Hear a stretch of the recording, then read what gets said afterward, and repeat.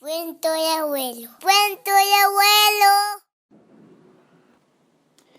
Capítulo 4. Familia Alonso Rondón. El 14 de marzo de 1897 nació en Facatativá el tercer hijo de los cuatro del teniente coronel Federico Alonso Caballero y su esposa doña María de Jesús Ofelia Rondón Cervera, la niña Teresa. La antecedían sus hermanos María de Jesús, quien vivió 28 años, y Pedro María, que falleció a los pocos meses de nacido. La sucedía el menor de ellos, Federico Abelardo. Don Federico, a su vez, fue el menor de 12 hijos, nacidos en el hogar de don Roso Alonso y doña Pilar Caballero, quienes, a juzgar por sus apellidos y nombre de la abuela, que hacen evocar a Nuestra Señora del Pilar de Zaragoza, podrían ser oriundos o descendientes de familia aragonesa. De los 12 hermanos que fueron, solo se recuerda el nombre de 7 de ellos, uno de los cuales, Máximo, el menor, vistió, al igual que Federico, uniforme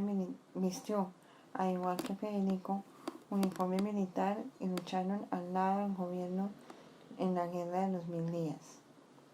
Máximo era el padre de la señora Leonor Alonso Neira de Castro, viva aún, y cuyos testimonios me han servido para aseverar la personalidad del abuelo Federico, y que en la ocasión de tomar las armas debía tener 24 años.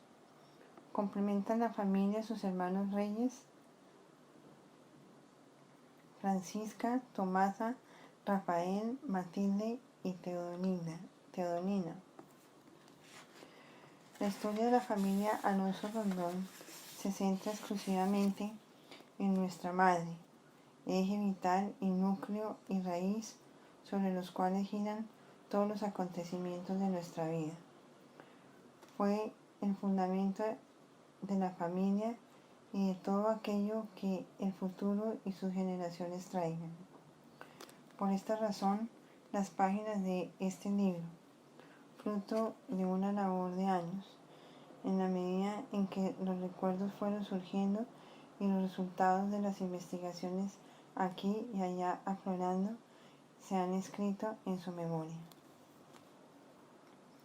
El asentamiento de los Alonso Caballero se produce en la población de Cucunubá, Cundinamarca, pero se desconoce, borrado por el tiempo, informes de cómo y cuándo ocurrió, como también de cómo y cuándo don Federico se trasladó a Facatativá.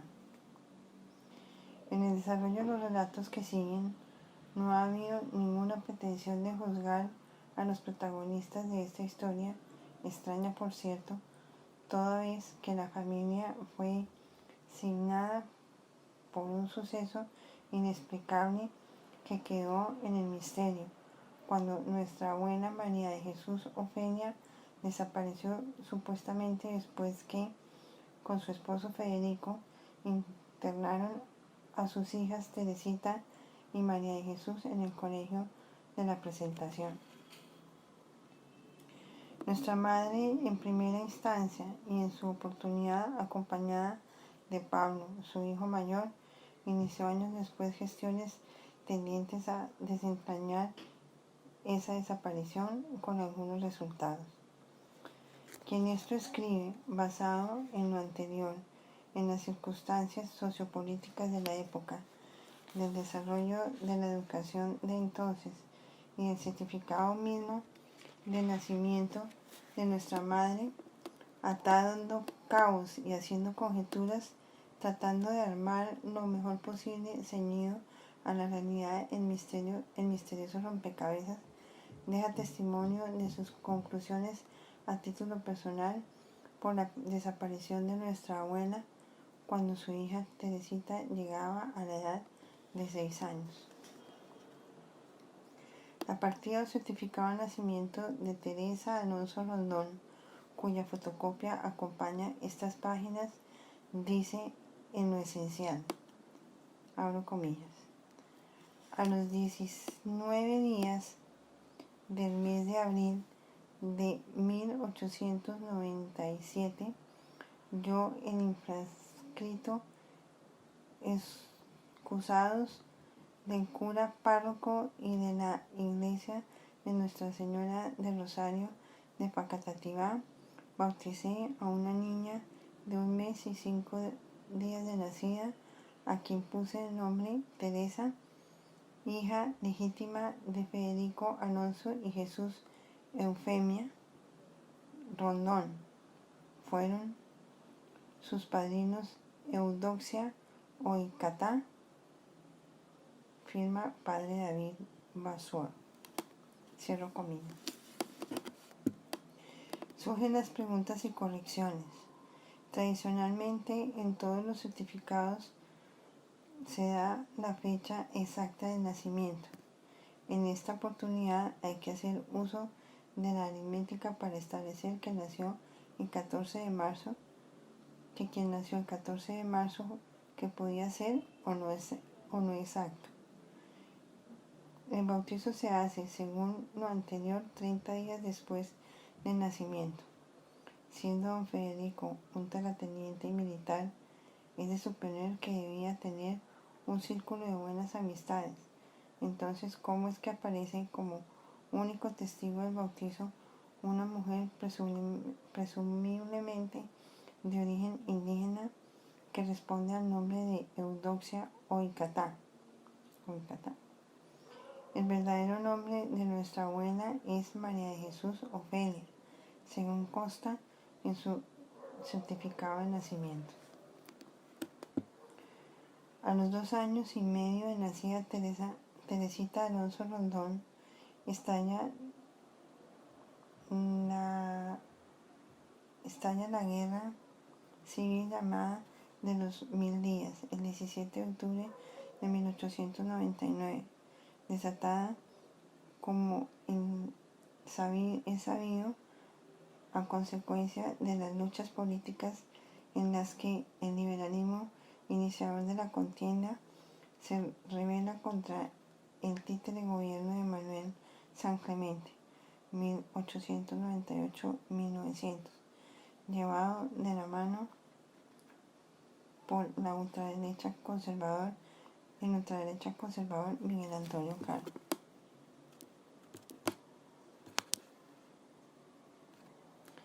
Federico Alonso, siendo militar, se ha enrolado con su hermano Máximo en las filas del gobierno y es presumible que durante el conflicto armado sus hijos quedan al cuidado de su madre en Facatativá, como el hecho de que al término de la guerra en 1902 debió regresar definitivamente a su casa, y en ese mismo año es cuando Teresita, ya de 5 años, y su hermana de 8 son internadas en el Colegio de las Hermanas de la Caridad de la Presentación. Según testimonios de su madre, de nuestra madre, es el instante en que ve por última vez a doña María de Jesús Ofelia. Es interesante mostrar el panorama de la época en la cual se desarrollan estos hechos para dar una idea de cómo estos se relacionan con el entorno que les fue contemporáneo. Se produce el tránsito del siglo XIX al siglo XX. No hay cataclismos, no hay terremotos, ni el mundo se acaba, y los pronósticos de Nostradamus y el padre Almanza quedan a la espera para otra oportunidad. Pero el país sí se desangra en cruentas luchas fratricidas. El siglo marca el verdadero inicio de la vida de nuestra madre, cuando apenas contaba con 3 años de edad. Las hermanas francesas de la Caridad de la Presentación hace apenas 2 años han llegado desde París, después de una tremenda odisea, a nuestra tierra colombiana, tras largas y penosas jornadas en las que se conjugaron el coraje, la decisión inquebrantable del servicio, el renunciamiento a su propia vida para fundar en Bogotá en el año 1898 su colegio, la fundación de la comunidad Venerable Madre María Pucipán, la habían constituido a mitad del siglo XVII. Al colegio se le daba el nombre de San Fasón, cuya traducción literal en francés es sin modales, sin afectación.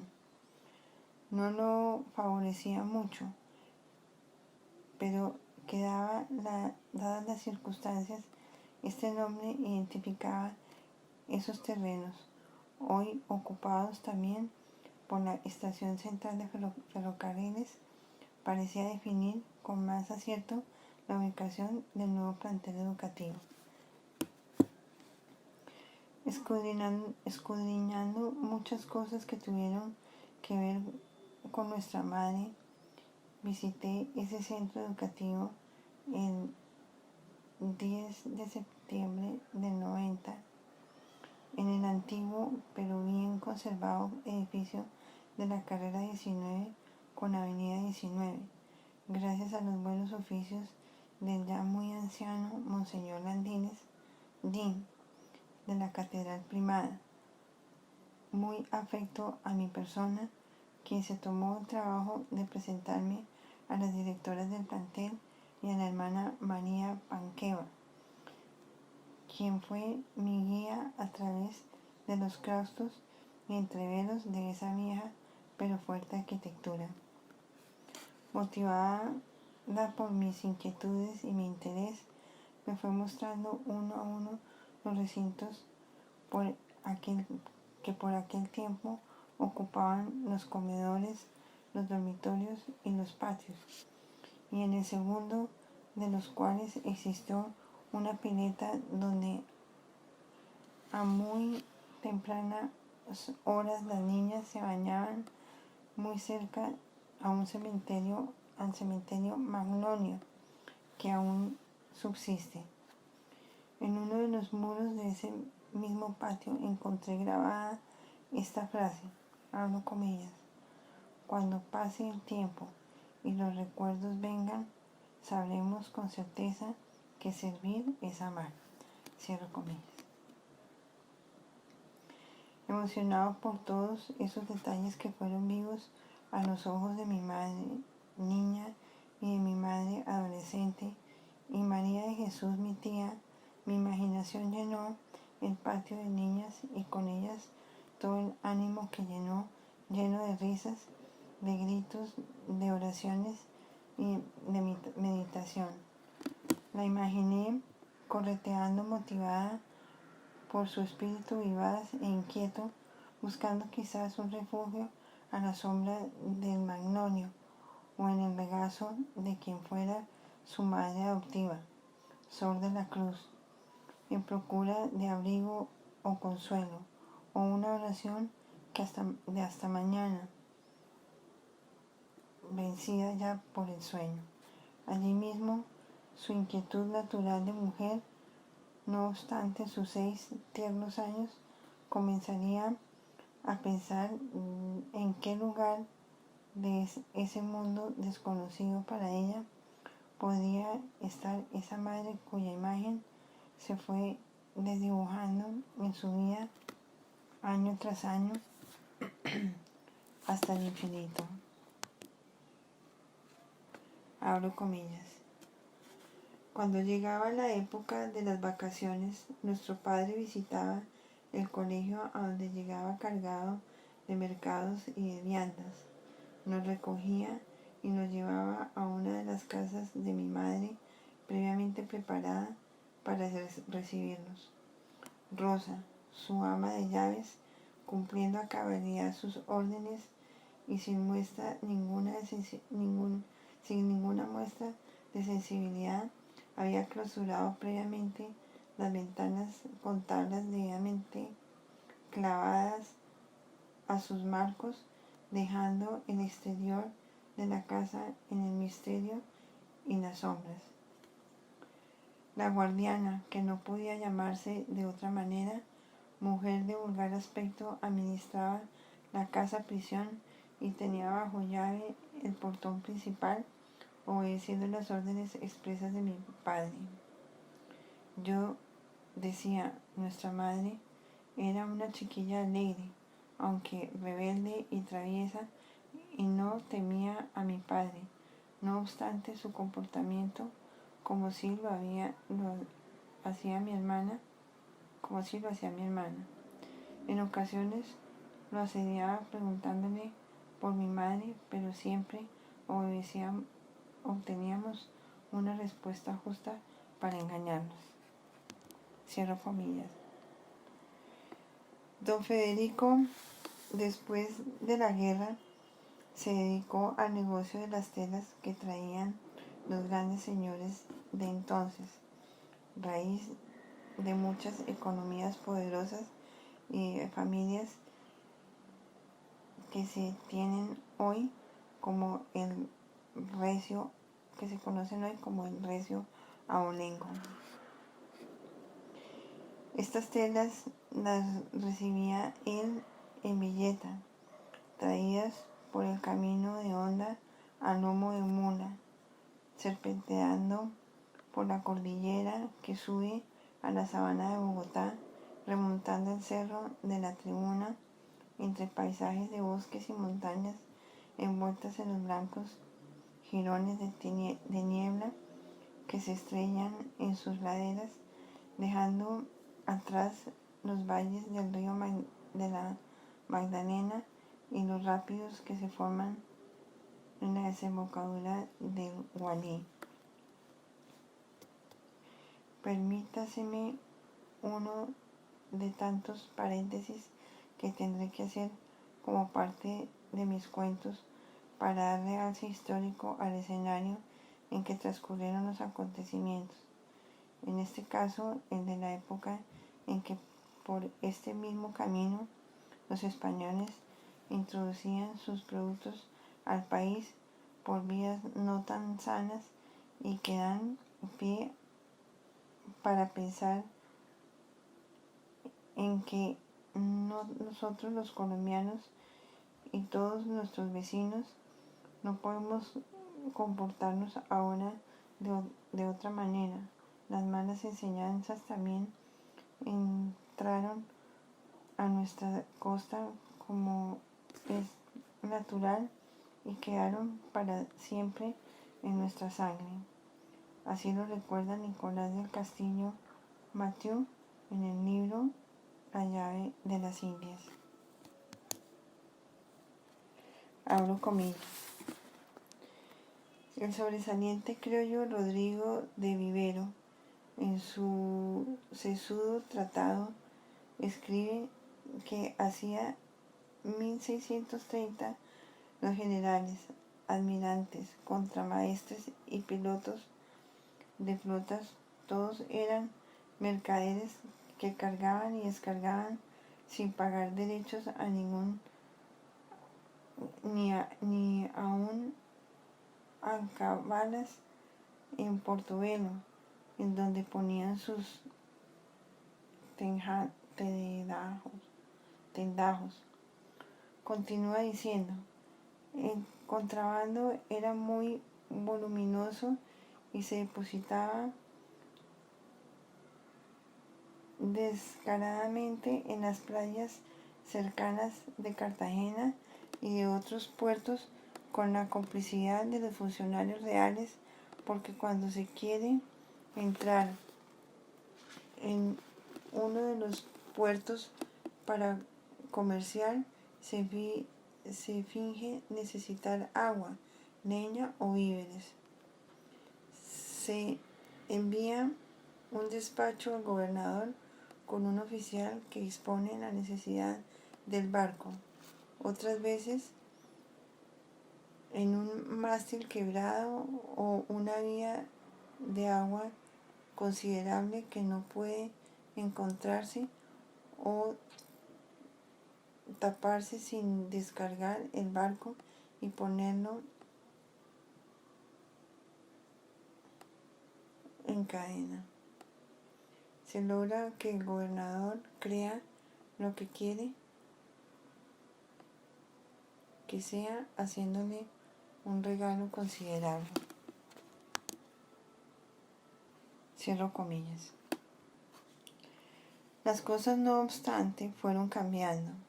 Don Federico, inesperada y sorpresivamente, les consiguió un profesor de música y mi madre aprendió a tocar bandola. Fue entonces cuando se conocieron con la familia de don Gregorio Peña, amigos paradójicamente de don Federico, que estaba constituida además por la señora Rosa y sus pequeñas hijas Rosita y Adelina. Presumiblemente al lado de esta familia, a fin de cuentas el pueblo era pequeño, se conocieron con sus primos Fierro Alonso, hijos de Narciso Fierro y Reyes Alonso Caballero, Jesús, Chucho para sus amigos, Claudina, Maruja y Filomena. Con esta nueva vida que se abría poco a poco, mi madre logró, seguramente con mucho esfuerzo y un gran valor, convencer a su padre que la liberara de su casa prisión y de su guardiana. Ciertamente se requería el valor, por no decir osadía, porque en más de una ocasión su padre levantó la mano para castigar la rebeldía y su impertinencia, pero ante la determinación de su hija, o quizás por el recuerdo de su esposa, debió bajarla sin cumplir su cometido o reconociendo lo injusto de su proceder. Nuestro abuelo jamás pudo perdonarle esa actitud. Cuando las niñas terminaron sus estudios, mi madre tenía 15 años. Por influencia de la familia Peña, conocedores seguramente del drama que vivían, toda vez que su padre no podía tenerlas permanentemente encerradas, don Federico asintió el ofrecimiento de darles albergues en su casa. Comenzaba una vida civilizada, al menos acorde con las costumbres de aquel año de 1912.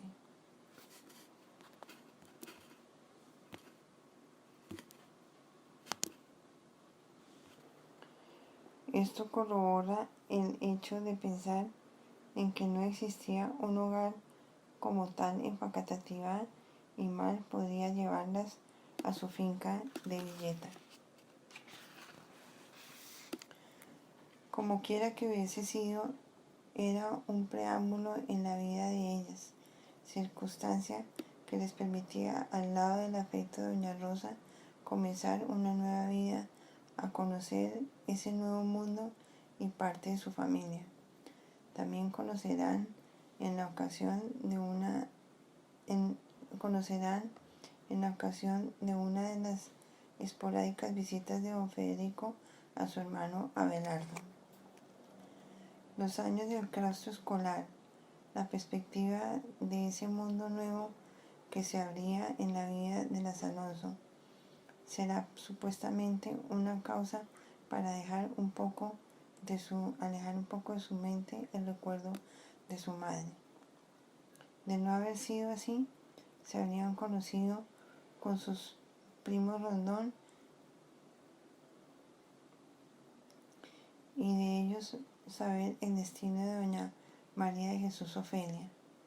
El abuelo seguramente se cuidó bien de no hacer referencia alguna de esa familia para no despertar la inquietud y la curiosidad de sus hijas. Don Federico se llevó muchos secretos a la tumba. El 22 de mayo de 1941 falleció a consecuencia de una arteriosclerosis. Fue para mis 15 años cumplidos el día anterior una experiencia ingrata. Allí en su ataúd yacía inerme y adusto, rodeado de su gente nueva, porque años atrás, para evitar que sus bienes, muchos de los cuales pasaron por obra y gracia de las leyes de ese entonces a su patrimonio, favorecían a su única heredera en el momento, nuestra madre. La imagen de su rostro no se borró nunca de mi memoria.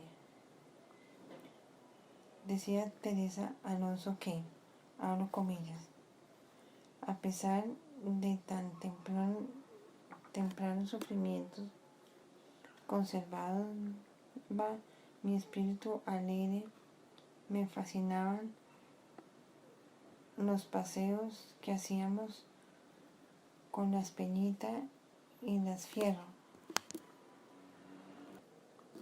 Alonso, en carreta tirada por bueyes a todos estos sitios pintorescos del pueblo. La vuelta del cerro, el puente de Chueca, los manzanos, las cuevas, las piedras de Tunja, Mansilla y a veces hasta Oaxaca. Cierro comillas. Hoy, cuando tengo la oportunidad de recorrer esos hermosos parajes tan gratos a mi memoria, pienso en ella con honda nostalgia y la emoción invade mi alma, que vuela al recóndito sur del continente para dejar allí, en el mármol frío de su urna, mucho de mí mismo. Finalizo el capítulo transcribiendo de la nueva historia de Colombia lo que era la educación en esa época y por ende el medio en que Teresita Alonso debió crecer y educarse. Abro comillas. El Código Civil de la Unión, adoptado en 1873, concedía como gran cosa los derechos patrimoniales de la mujer casada, los de su exclusivo uso personal, como son sus vestidos, ajuares, joyas e instrumentos de su profesión u oficio. Cierro comillas. En 1887 se adoptó el nuevo código anterior, pero restringiendo aún más los derechos de la mujer casada, quien al contraer matrimonio perdía la capacidad de manejar su dinero y sus bienes, puesto que la ley otorgaba al marido la administración exclusiva de la sociedad conyugal y los de la propiedad de la mujer. El matrimonio continúa pues el título y el modo para el varón de adquirir bienes y para la mujer perderlos, por lo que el solo hecho del consentimiento matrimonial. Cierro comillas. Estas leyes no eran ajenas al abuelo Federico. Es bien sabido que su esposa poseía muchos bienes y que estos le fueron arrebatados poco a poco con malos tratos y malversados.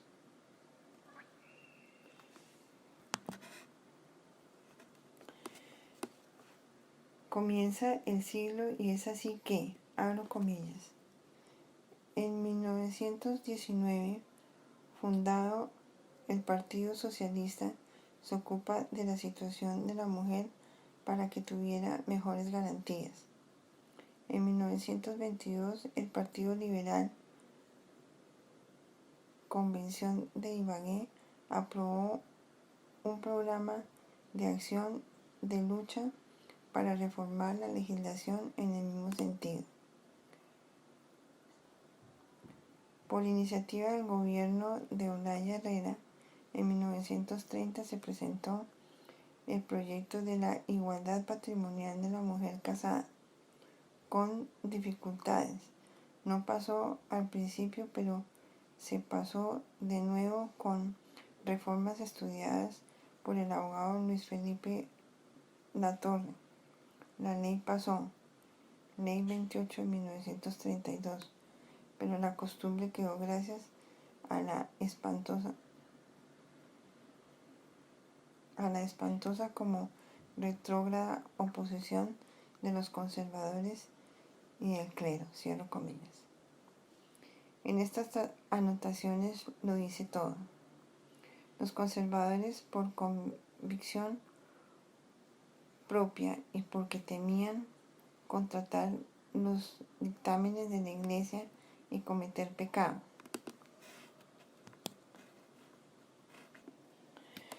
un parlamento dijo: la ley será el financiamiento del adulterio. El representante Joaquín Emilio Sierra dijo que la cultura y la civilización no habían llegado a los límites de los europeos y que un proyecto de tal naturaleza podía llevar al desquiciamiento de la familia y del propio Estado culto y cristiano. Cierro comillas. Se opusieron Laureano Gómez, Silvio Villegas, Luis Ignacio Andrade, Gómez Estrada y Guillermo Valencia. Ellos dejaron esta constancia: el nuevo estatuto afectará gravemente la estabilidad del hogar colombiano porque va directamente contra la unidad conyugal, base y sustentación del matrimonio católico. Los antioqueños en su periódico La Defensa dijeron: el esposo recto no podrá impedir las actuaciones ruinosas que ejercerá la mujer. Defendían el mando ejercido por quien tiene la naturaleza y la ley, todo aquello que tienda a destruir y desorganizar el hogar, fundamento de la organización social. Aún así, la tosudez de este inquisidor Laureano Gómez, un año después en la revista colombiana, hacía un balance de acuerdo a su mentalidad. Decía que las buenas mujeres no la habían